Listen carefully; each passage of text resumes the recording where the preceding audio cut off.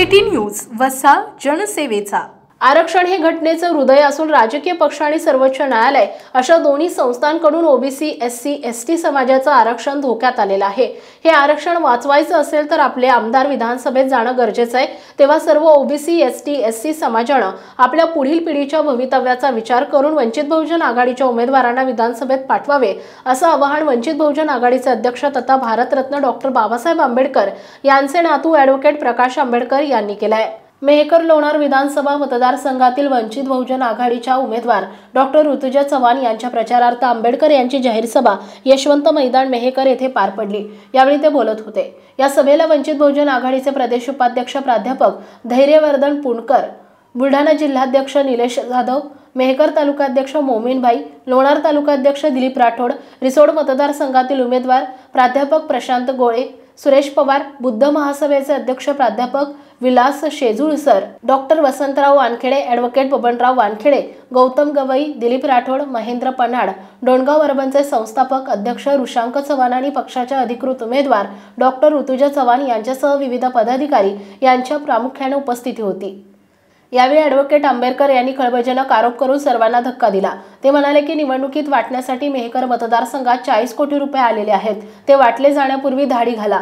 या पैशातून मतदानच विकत घेतले जाणार असल्याचंही त्यांनी सांगितलंय। लोकसभा निवडणुकीत भाजपनं 400 पारचा नारा दिला। भाजपवाले 400 पार झाले तर संविधान बदलू शकतात म्हणून संविधानवादी आणि लोकशाहीवादी समाजानं त्यांना अर्ध्या जागावरच रोखलं। भाजपला त्यांची जागा दाखवून दिली आणि त्यांची सत्ता जाता जाता वाचली। त्यामुळे लोकांच्या या दणक्यामुळे भाजपचं काय पण RSS देखील पुढील 100 वर्ष तरी घटना बदलण्याची भाषा करणार नाही। पंतप्रधान मोदींना तर इतका धक्का बसला की संधी मिळेल तेव्हा मोदी हे संविधान डोक्याला लावतात। आता संविधान वाचवायचा मुद्दा नाही तर आरक्षण वाचवण्याचा मुद्दा या निवडणुकीत महत्त्वाचा आहे। मनोज जरांगे पाटील यांनी ओबीसी समाजाच्या कोट्यातून मराठा समाजाला आरक्षण मागितलंय। त्यांच्या या मागणीला भाजप, दोन्ही शिवसेना, दोन्ही राष्ट्रवादी काँग्रेस आणि काँग्रेस या कोणत्याही पक्षांचा विरोध नाही। आपण पण मात्र भूमिका घेतली आहे की ओबीसींच्या आरक्षणाच्या ताटात मराठ्यांना बसवू नये। ओबीसींच्या आरक्षणाचं ताट वेगळे असावे आणि मराठ्यांच्या आरक्षणाचं ताट वेगळं असावं। आता विधानसभा निवडणुकीनंतर सर्व राजकीय पक्ष ओबीसींच्या ताटातून मराठ्यांना आरक्षण देण्याचा निर्णय घेतील। म्हणून ओबीसी बांधवांनी ठरवावे की स्वतःचं आरक्षण वाचवण्यासाठी या राजकीय पक्षांना निवडून द्यायचं की वंचित बहुजन आघाडीच्या उमेदवारांना निवडून द्यायचं। एकीकडे राजकीय पक्षांमुळे ओबीसीचं आरक्षण धोक्यात आलंय तर दुसरीकडे सर्वोच्च न्यायालयाच्या भूमिकेमुळे एससी आणि एसटी देखील आरक्षण धोक्यात आलेलं आहे। सुप्रीम कोर्टानं निर्णय दिला की एससी आणि एसटीच्या आरक्षणाचं वर्गीकरण झालं पाहिजे, पण क्रिमिलेअरचं नवं तंत्र आल्यानं या समाजाचं आरक्षण धोक्यात आलंय। एकदा फायदा घेतला की ते कुटुंब क्रिमिलेअरमध्ये येतं म्हणजे आरक्षणातून बाहेर पडतं। आता आरक्षण संपवण्याच्या या निर्णयाला विरोध करण्यासाठी मोर्चा, धरणे, आंदोलने करून फायदा नाही तर त्यासाठी आपले 30 ते 40 आमदार विधानसभेत पोहोचणं गरजेचं आहे आणि या आरक्षण संपवण्याच्या धोरणालाच तेथून विरोध करणं गरजेचं आहे। आरक्षणाची लढाई आता रस्त्यावर नाही तर विधानसभेत लढण्याची वेळ आली आहे असेही ॲडव्होकेट आंबेडकर यांनी यावेळी ओबीसी, एसटी, एससी वर्गाला सांगितलंय। तर आपल्या भाषणात मेहकर लोणार विधानसभा मतदारसंघातील उमेदवार डॉ. ऋतुजा चव्हाण यांनी माहिती आणि महाविकास आघाडीच्या उमेदवारांवर सडकून टीका केली आहे। महाविकास आघाडीनं परका उमेदवार या मतदारसंघात देऊन लोकांना फसवलंय। निवडणूक झाली की हा उमेदवार आपला बोऱ्या बिस्तारा उचलून मुंबईला निघून जाईल, तेव्हा स्थानिक उमेदवार पाहूनच मतदान करा।